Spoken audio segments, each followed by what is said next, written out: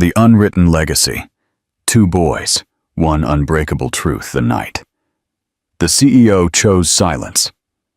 Stop. If you've ever walked away from a man who chose ambition over love, then hit the like button.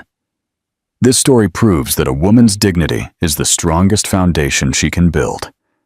Subscribe and hit that notification bell so you don't miss the rest of this incredible journey of truth and redemption. Julian Vance stood at the corner office window. The city of Chicago spread out below him in glittering lines of light. The night sky was heavy, loaded with storm clouds that threatened to break. His jaw was set, his posture controlled, every movement sharpened by the cold precision that had cemented his billion-dollar empire.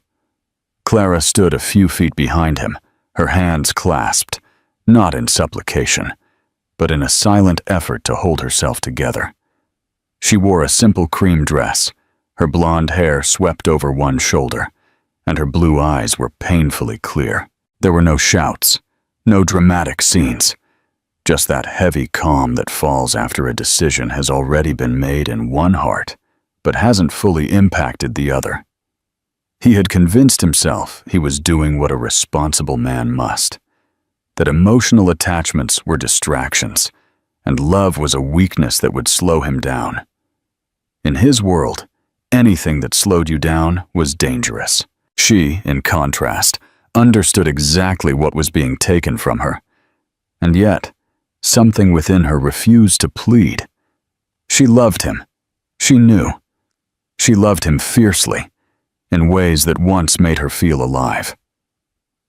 But the love had slowly transformed into something smaller, something she had to protect rather than something that protected her. For months, she had watched him drift away, slipping into conference rooms, private jets, long dinners with investors, returning home later each night with eyes that no longer saw her. The warmth that once resided in him had cooled into a glass-hardened confidence. He loved winning more than anything, and somewhere along the way, he convinced himself that love was another battlefield he couldn't afford to lose. When he finally spoke, his voice was flat, rehearsed, almost impersonal. He said he needed space, needed clarity, needed to focus. He didn't say he needed her gone, but his silence did. Clara felt her chest constrict, a pressure that made it difficult to breathe, but her voice didn't tremble. She took a step toward him, not to embrace him, but to look him squarely in the eye. She needed him to hear the truth before their lives shattered. "Remember," she said softly, "you walked away. I didn't." The phrase hit him, but he didn't let it show. He turned, choosing the urban skyline over her face, because the skyline didn't cause his heart to ache. He believed he was choosing strength, ambition, the freedom from vulnerability. He thought she would crumble, that she would cling, that she would beg him to stay. But she didn't. She simply stood there, her heart cracking, and didn't shed a single tear. Her silence wasn't weakness. It was the last shred of dignity she would allow him to see. She walked out of the office without looking back. Her steps echoed down the polished hallway, soft yet steady. Outside, the night air was cold, sharp enough to sting, and she inhaled deeply, letting it cut through the numbness spreading in her chest. The taxi ride home was silent, the city passing in blurred streaks of gold and shadow. She pressed her hand gently against her abdomen, where a life was beginning to form. So small it wasn't yet felt, but real, undeniably real. She hadn't planned to tell him tonight, but she had planned to tell him soon. Now the words lay heavy inside her, like unspoken prayers. She wasn't leaving because of the baby. She was leaving because he had already gone. She knew he would never come after her. His pride wouldn't allow it. His ambition wouldn't yield. And so, she walked toward a future where she would raise her children alone, not as punishment, but out of love. love for them, and love for herself. In the office, high above the city, Julian finally turned away from the window long after she was gone. For a moment, the room felt too large, too silent, as if something essential had been sucked out of the air. But he forced himself back to work, convinced the emptiness would fade. He didn't know yet that this was the moment he lost more than he could ever rebuild. He didn't know that the life he walked away from would one day stand before him again, not as a memory, but as two small pairs of green eyes looking directly into the face of the father who never knew he had abandoned them. The coastal refuge, Southport, Maine, the town Clara fled to, was small enough that the ocean could be heard even far from the shore. The morning smelled of salt and warm bread from the bakery that opened before dawn. The streets were narrow, lined with antique lampposts and flower boxes that residents tended with gentle pride. It wasn't the kind of place where people asked many questions, and that was precisely why she chose it. She rented a modest cabin with peeling paint and uneven wood floors, the kind that creaked with every step. But to her, it felt like a secure refuge. It was a space where silence was not a weapon, and where her heart could rest from all it had endured. Her pregnancy was quiet and private. She didn't check into sophisticated clinics or hire personal doctors. She visited a village nurse who knew how to talk without judgment. The nurse would sometimes put a warm hand on her shoulder and say, "You're doing well, better than you think." Clara rarely believed it, but those words mattered more than she knew. As the months passed, she spent her afternoons in the old town library. It smelled of dust and paper and had windows so large they seemed designed for the light to save people. She volunteered to help with the children's art classes, guiding tiny hands as they colored oceans and skies, teaching them to blend colors rather than forcing rigid lines. The children adored her. They didn't know her history, but they sensed a sweetness and a strength, the kind that comes from surviving something and choosing not to harden. When the twins were born, it was a storm night. Thunder boomed loudly enough to rattle the windows, but Clara was calm. She gripped the bed rails and breathed through the pain, her hair damp with sweat, her cheeks flushed. The instant she heard the first cry, something within her ignited, something fierce, warm, and unbreakable. Then came the second cry, and her breath hitched as tears finally poured down uncontrollably. Tears not of pain, but of an overwhelming love that made her chest painfully expand. She named them Elijah and Owen. From day one, they felt incredibly familiar. Elijah was the quieter one, the observer, always watching before acting. Owen was bolder. He laughed before he could properly hold his head up. But both had their father's eyes, green, deep, and brilliant, filled with an intelligence that made Clara both proud and tormented. When they looked at her, it was as if they reminded her of the life she had walked away from and the life she had chosen instead. The first few years weren't easy. Money was always tight, and Clara often worked late into the night, illustrating children's books and educational posters to sell online. The cabin was cold in winter, and more than once she stayed awake just to ensure the boys were warm enough. She learned to mend clothes, fix old toys, and make meals nutritious, even with few ingredients. Exhaustion lived in her bones, but so did a love so profound it made the weariness worthwhile.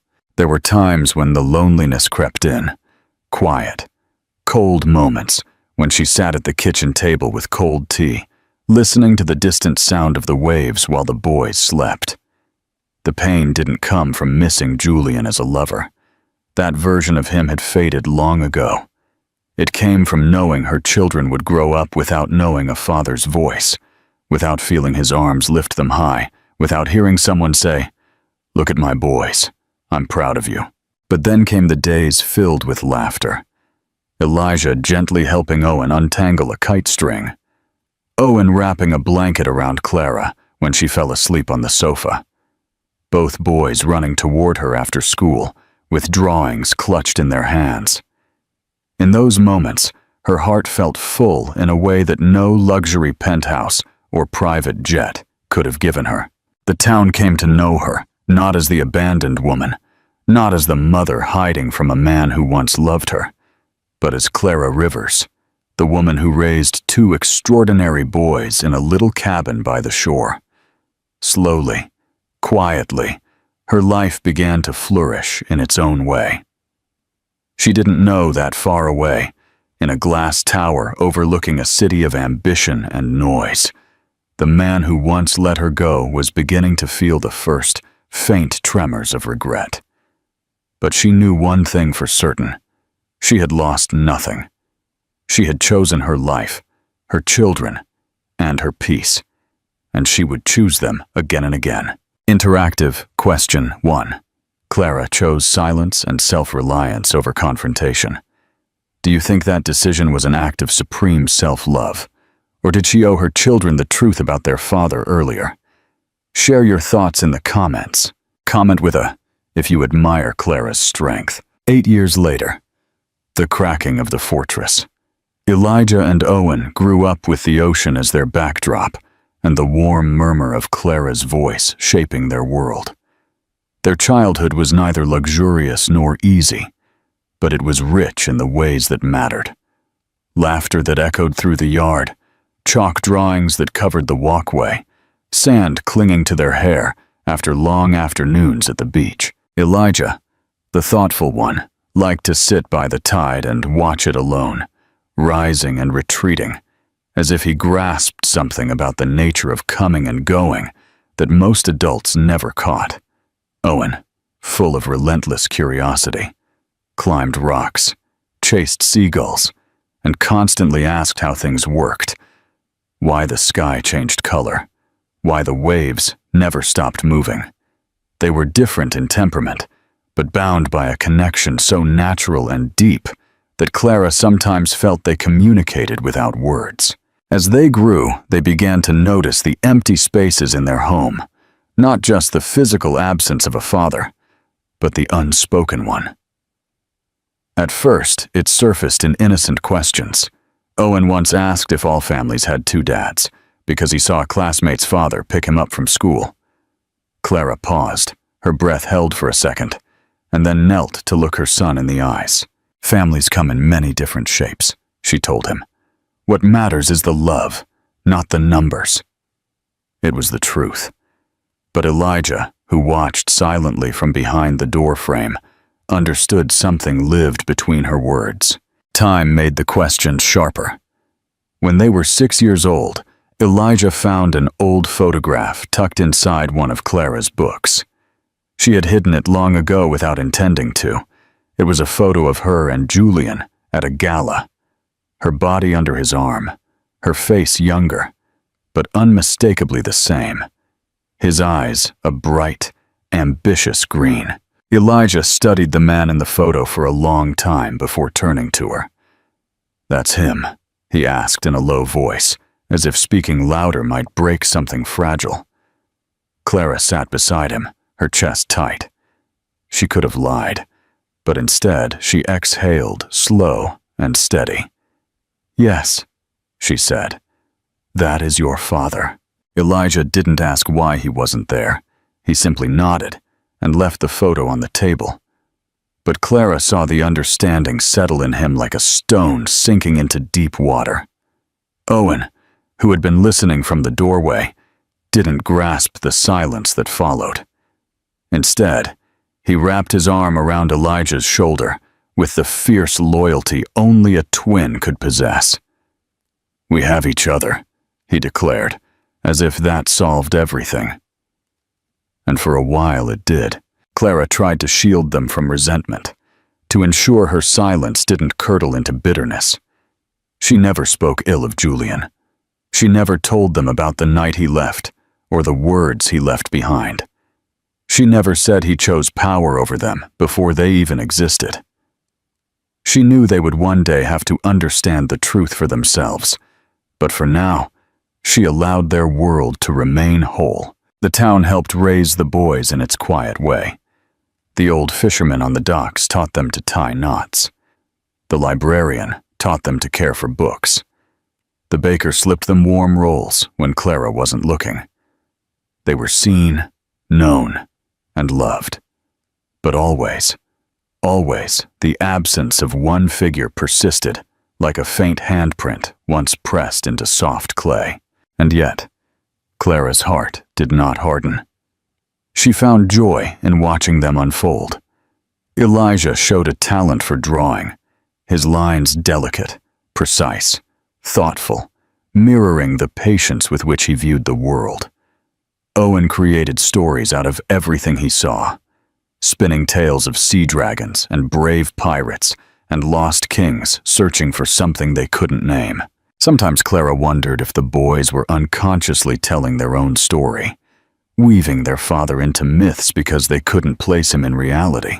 On evenings when the wind was soft and the air smelled of salt and night-blooming flowers, Clara would sit outside with a cup of tea as the boys slept. She would watch the moon drift over the waves and wonder where Julian was, if he ever looked up from his empire long enough to feel something missing, if some silent part of him perceived the void where his children should have been. She didn't regret leaving, and she didn't regret raising them alone. But sometimes her heart felt the old bruise of abandonment, not her own, but the one that would one day belong to her sons. She knew the time was approaching when she would have to tell them everything, not with bitterness, but with honesty. She just didn't know that fate would snatch that decision from her long before she was ready, and that soon, the world she had carefully built would collide with the one she left behind. Not in tears or anger, but under crystal lights in a crowded room, with two pairs of green eyes staring squarely at the man who never knew they existed. The fall of the empire. Julian's reckoning. Julian's empire didn't collapse with a bang. It eroded slowly, like a cliff face worn down by waves no one sees moving until the rocks finally fall.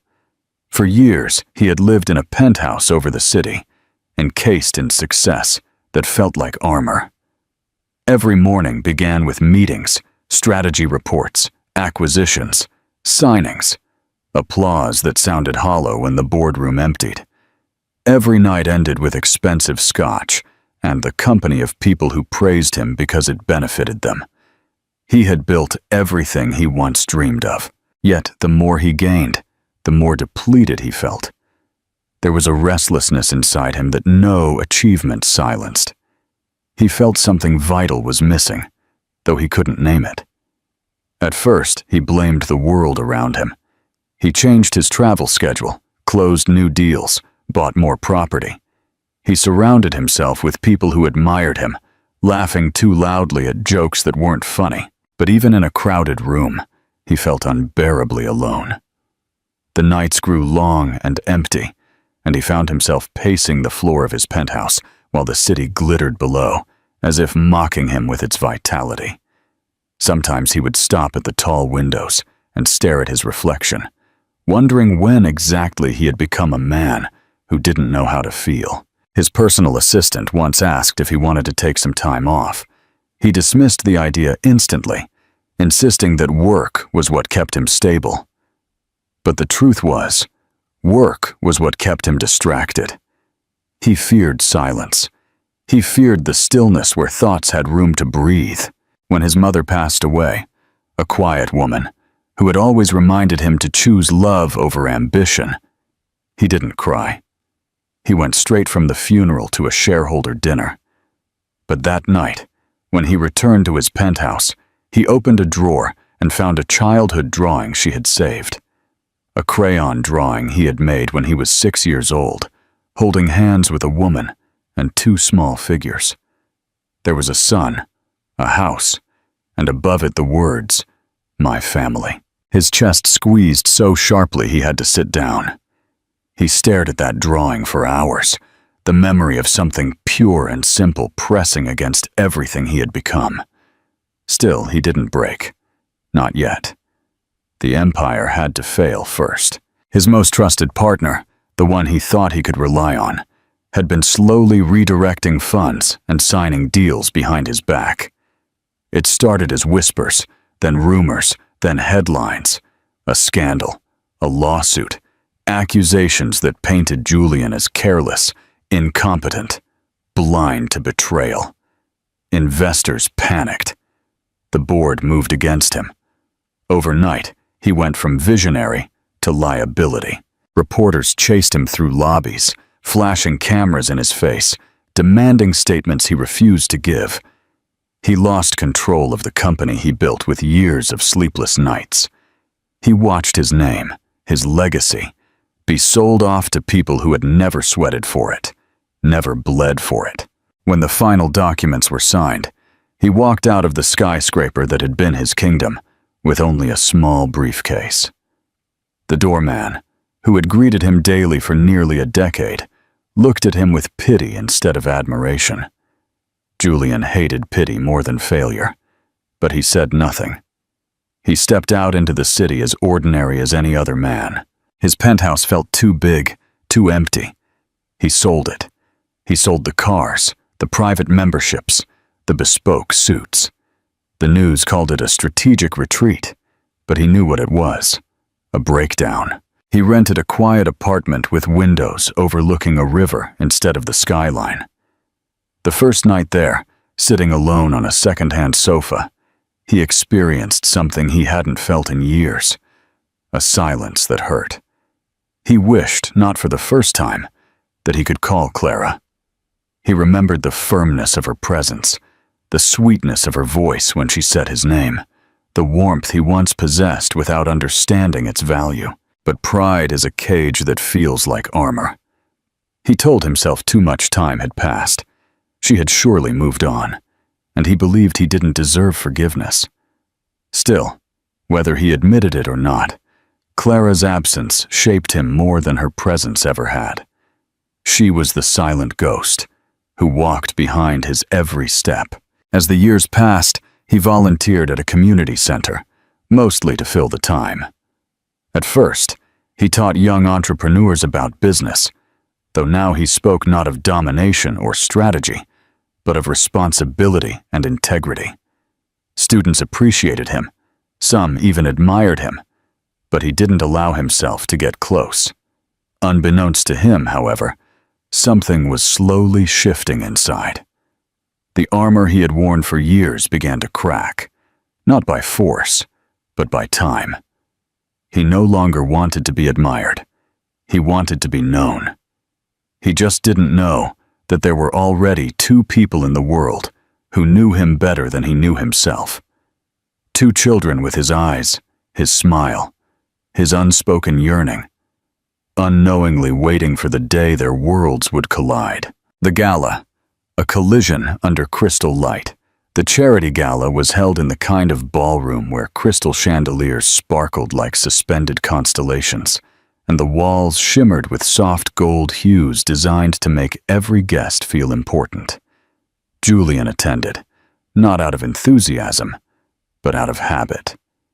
These events used to be his hunting ground, where deals were struck with a handshake and a timely smile. Now he felt like an observer in a life he no longer fully belonged to. He wore a dark green suit that felt better than his old tailored armor, the subtle tones striking against his hair. He moved through the crowd quietly, politely returning greetings from people who still recognized him, though their smiles were now tinged with curiosity rather than admiration. He carried himself with a calmness he had worked hard to achieve, but inside, there was still an emptiness he hadn't yet learned to fill. The night went on around him in a blur of clinking glasses and polite applause. Speeches were made about generosity and community, about the need to give back, about children whose futures depended on the kindness of strangers. Julian listened, not passively, but with a quiet attention. He now knew more about loss than about success, and he was learning that sometimes the most meaningful things in life were the ones you didn't plan for. When an MC announced the next performance, the guests turned their attention to the small stage at the front of the dining room. Children from a coastal arts program had come to present a brief showcase, songs, drawings, and stories they had written themselves. It was supposed to be charming, and it was. But for Julian, it became something else entirely. Two boys walked onto the stage. They were 7 years old, perhaps a bit small for their age, and they stood close together, as if accustomed to being each other's anchor. The first thing Julian noticed was their brown hair, like his, and their straight, firm posture, as if instinctively ready to face a crowd. But when they lifted their heads and the stage lights caught their eyes, something in Julian's chest squeezed so sharply he almost forgot to breathe. Their eyes were green, his exact shade of green, the green he had seen in the mirror for decades, the green he had inherited from a mother who once told him that eyes reveal the soul before the mouth speaks. He could have convinced himself it was a coincidence. Children resemble strangers all the time. But there was something more. The line of their jaw, the quiet confidence of the older twin, the spark of uninhibited curiosity in the younger one. He saw himself, not just physically, their temperament, their silence, their fire. Then he saw her. Clara was at the edge of the stage, speaking softly to the event coordinator, unaware that her world had just paused. Her blonde hair was loosely pinned up, strands fell near her cheeks, her blue eyes serene, the same soft glow he remembered. And yet, she was different. There was a firmness in her stance that hadn't been there before, a fullness in the way she owned her own life. She was not a person defined by his absence. She was someone who had rebuilt herself. The boys finished their presentation. The audience applauded warmly. Clara smiled at them, with a warmth so pure it softened everything around her. And Julian felt something inside him fracture. Not in the violent way a collapse happens, but in the quiet way truth arrives. He moved slowly, as if crossing a distance he had walked for 8 years. His heart pounded, but his face remained still, not from control, but from reverence. When Clara finally turned and saw him, her expression did not crumble or harden. Her eyes simply widened for a moment, and then she exhaled steadily, as if she had always known this moment would come. He could barely form the words. "Clara," he said, his voice low, rough, almost unfamiliar to his own ears. Her lips parted, but she didn't speak immediately. She did not back away. "Julian." The two boys stood between them now, not physically, but meaningfully. Children who knew nothing of the adult decisions that had shaped their lives. He looked at them again, unable to look away. He felt the weight of 8 years pressing down on him like a tidal wave. He swallowed. His voice broke. "Are they?" She held his gaze. They are. They are yours." The room around them continued to bustle. Waiters passed, guests laughed, glasses clinked. But for Julian, the world had narrowed down to 4 people under the soft glow of a chandelier. His breath hitched, and for the first time in his life, tears threatened to fall. Not from loss, not just from regret, but from awe, from the realization of what he had missed, of who he could still become. He didn't reach for Clara. He didn't fall to his knees. He simply stood there, trembling, and whispered almost to himself, "I never knew." Clara's voice was quiet, not cruel, not vengeful, but honest. "You didn't look back." It was not an accusation. It was simply the truth. And in that truth, their story began again, not as lovers, not as strangers, but as 2 people standing before the life they had unknowingly created. Interactive question 2. Julian's empire had to collapse before he could feel the void left by Clara. Do you believe he would have ever truly changed if he hadn't lost everything? Comment your honest opinion below. Tell us, is this a chance for redemption or is it too late? The balcony. Terms of rebuilding. He found her outside on the balcony after the gala had ended, where the air was cooler and quieter, the city lights shimmering in long streaks over the river. She stood with her hands lightly resting on the railing, her posture calm, though her heart was beating faster than she let on. Julian approached slowly, not wanting to startle her, not wanting to invade her space, but feeling drawn as if there were no other place he could be. The glass door closed behind him with a soft sound, and the two were left alone with the distant murmur of traffic and the soft breeze that carried the scent of rain. For a long moment he didn't speak. He simply stood there, studying her profile, seeing the woman he once loved and the woman she had become. He could see that she had lived a whole life without him. When he finally spoke, his voice was low and unsteady. "Why didn't you tell me?" The words weren't sharp or angry, they just hurt. Clara exhaled slowly and turned her head to look at him, her eyes clear and firm as the tide. She had prepared for this question years ago, though she never imagined she would answer it face to face. "Because you made your choice." Her tone was gentle, yet unbreakable. "You walked away from us before you even knew we existed. I wasn't going to chase a man who had already decided what his life should look like." He closed his eyes for a moment, and the truth of her words settled on him like a weight he had never carried before. He remembered the night vividly, the way she stood in his office, the way her voice didn't break, even though he was sure her heart did. He had been so certain then that he was doing what he had to do to secure their future. He didn't realize he had been discarding the part of his future that mattered most. "I didn't know," he whispered, the words tasting bitter. Clara didn't flinch. She nodded, not with forgiveness, but with acknowledgement. "I know you didn't know, and that's exactly the point. You didn't look back long enough to find out."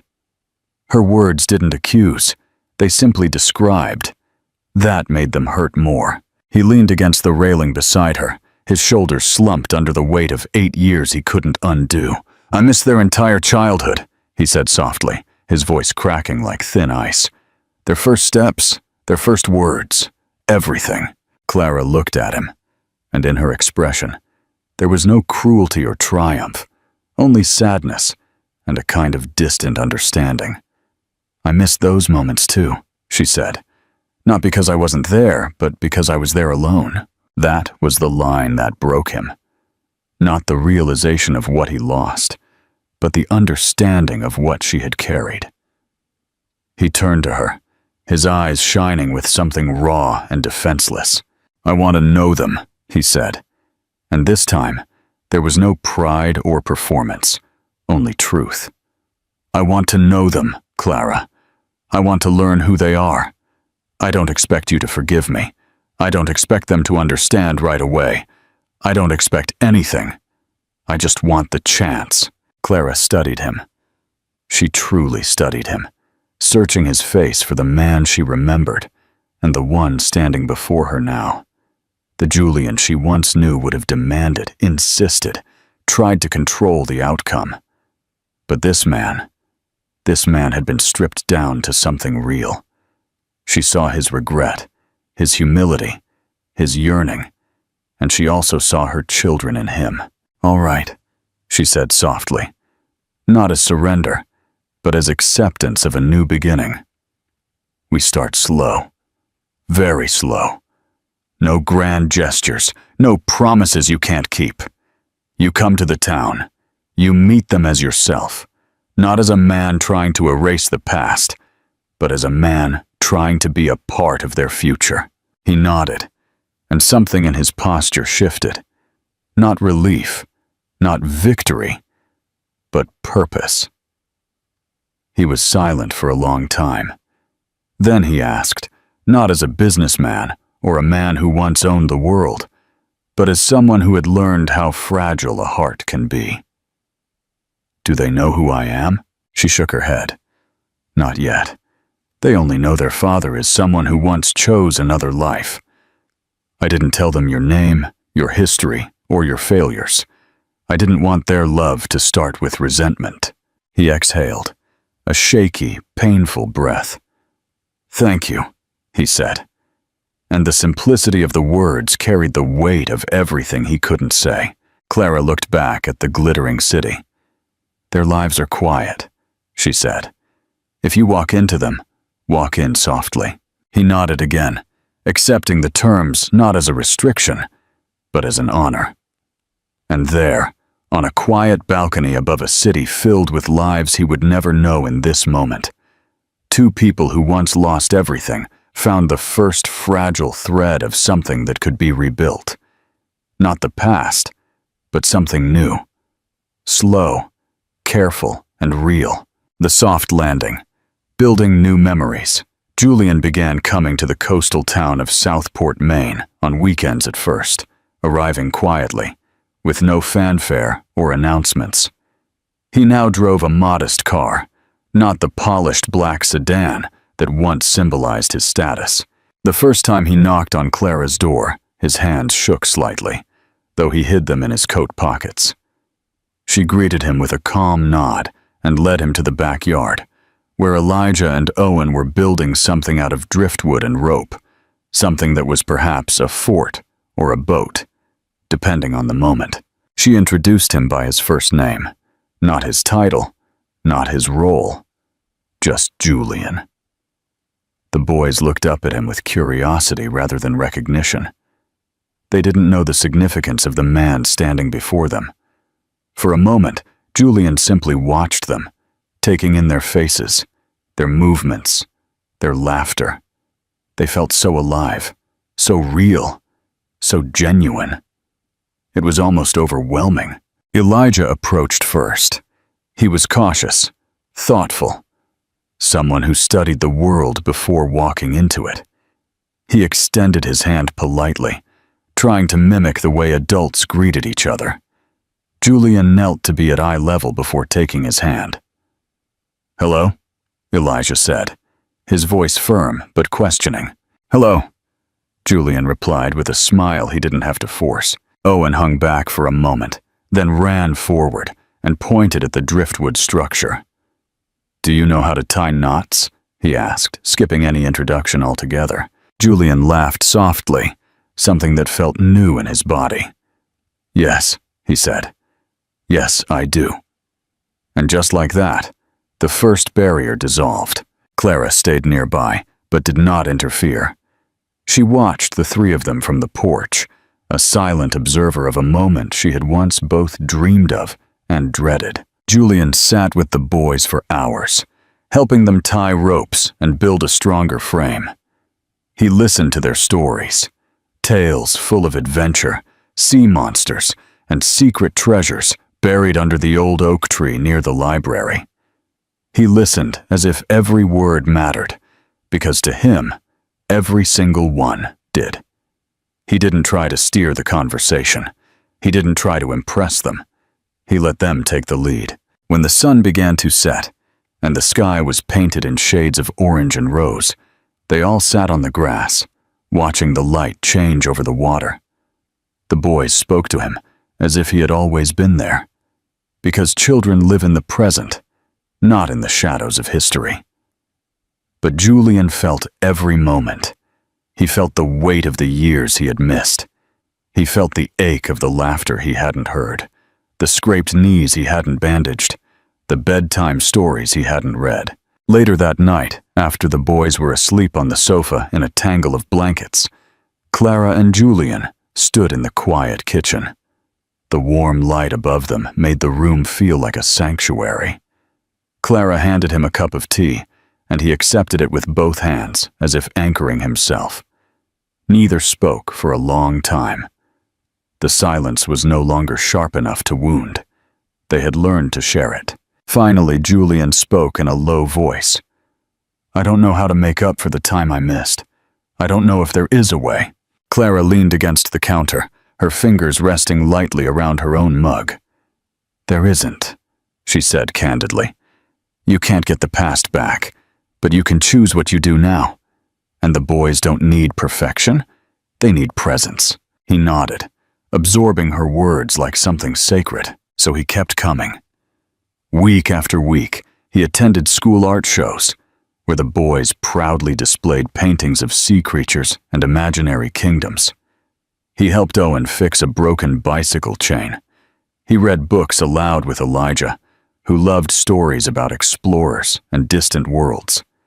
He sat on the beach with them on windy days, letting them bury his feet in the sand, while they laughed until they were breathless. Slowly, the boys began to seek him out on their own. Owen would grab his hand without thinking. Elijah started waiting by the door when he knew Julian was coming. Clara watched as their worlds began to reshape to include him, and somewhere along the way, without planning it, without forcing it, Julian and Clara began to talk. Not just about the boys, but about themselves, about the versions of them that once loved, the pain that came after, the people they were now. Their conversations weren't dramatic. They were quiet, steady, real. The language of two people who had broken in different ways and had learned how to put themselves back together. There were still bruised parts, still wounds unclosed, but there was also something new growing in the spaces between the words. Trust, presence, a slow reconstruction that wasn't rushed. One afternoon, when the sky was soft and pale and the boys were collecting shells by the tide, Julian looked at Clara as she stood barefoot in the sand, her hair moving in the wind. His chest tightened, not with regret this time, but with a tenderness so deep it frightened him. She turned her head and met his eyes. She didn't smile, but she didn't look away either. The horizon stretched open before them, wide and full of something that felt like possibility. The choice, building a shared horizon. The house they eventually chose was not grand, though Julian could have easily afforded luxury. It sat on a gentle hill overlooking the coast, where the waves rolled in like a constant heartbeat. The walls were painted a soft, pale color, worn in places by years of salt air, and the windows were large enough to command the horizon. Clara hesitated at first when he suggested it, not because she didn't love it, but because she feared what accepting such a step would mean. She had grown used to the life she built alone, accustomed to being the one who made every decision. Sharing space, sharing ordinary days, was more intimate than any romantic gesture. Yet, the boys ran through the rooms laughing, calling out to each other to look at the sea from the upstairs window. And she realized the choice had already been made. Life was moving forward. Slowly but unmistakably, Julian didn't move in immediately. He kept coming on weekends, then more often, as the months passed. He helped repaint the walls, repaired the door, and learned to pull the stubborn vines off the fence. There was something quietly sacred about watching him kneel in the dirt with the boys, sleeves rolled up, teaching them to plant something that would take time to grow. Owen asked endless questions about roots and soil, while Elijah watched in silence, memorizing the patience in Julian's movements. Clara watched from the porch sometimes, her tea cooling in her hands, feeling her heart bend in ways that were both new and familiar. This wasn't the life she had once begged for. This was something deeper. Love built not from passion or desperation, but from constant presence and earned trust. One evening, the four of them sat on the shore with a blanket spread on the sand. The sky was a fading gold watercolor, and the dark band, the kind of sunset that softened everything. The boys were telling a story they had created together about a ship that had once sailed too far and gotten lost, only to find its way back, guided by stars that had always been there. Clara listened with a soft smile, but Julian's breath caught at the realization that the story held truths the boys didn't know they were telling. He looked at the boys, the wind brushing their hair, their eyes bright and full of life, and he felt an overwhelming wave of gratitude mixed with pain. Pain for the time lost, gratitude for the time that still lay ahead. Later, after the boys ran down the shore to chase the receding tide, Julian and Clara sat side by side, close, but not touching. The silence between them felt full. He spoke carefully, not wanting to break the moment. "I know I can never erase the years I wasn't here. I know I can't rewrite the past." His voice was steady, but there was a tremor beneath it, something raw and honest. "But I am here now, and I will keep being here. Not because I owe it, not because I'm trying to fix anything, but because this is the place I want to be." Clara looked at him, her hair moving softly in the breeze, her expression earnest. She didn't rush to reply. She let the words sink in. She had spent years learning to trust herself. Now she was learning to trust him again. When she finally spoke, her voice was quiet, but clear. "I don't want grand gestures. I don't want promises spoken out of fear of losing us. I want the small things, breakfasts, conversations, days where nothing extraordinary happens. I want the life that grows because we choose it every single day." He nodded, and something within him relaxed. Something that had been tense since the night she walked out of his office. He reached out his hand, and this time she didn't pull away. Their hands met with a sweetness that felt like a beginning, not a return to what was, because what was had already broken. This was something rebuilt with softer clay. The boys came running back, breathless and laughing, collapsing onto the blanket with sand clinging to their legs. Elijah rested his head on Julian's shoulder without hesitation. Owen leaned against Clara, yawning dramatically. The sun slipped below the horizon, and the sky darkened to a deep blue splashed with the first faint stars. They all stayed there together, listening to the rhythmic murmur of the waves. And in that stillness, without ceremony or declaration, their family became real. Not because they had erased the pain or undone the past, but because they had chosen to cultivate something true in its place. There was no dramatic ending or final triumph, just the sound of the ocean, the warmth of shared closeness, the knowledge that love, when rebuilt slowly and honestly, can choose to stay. Final reflection and call to action.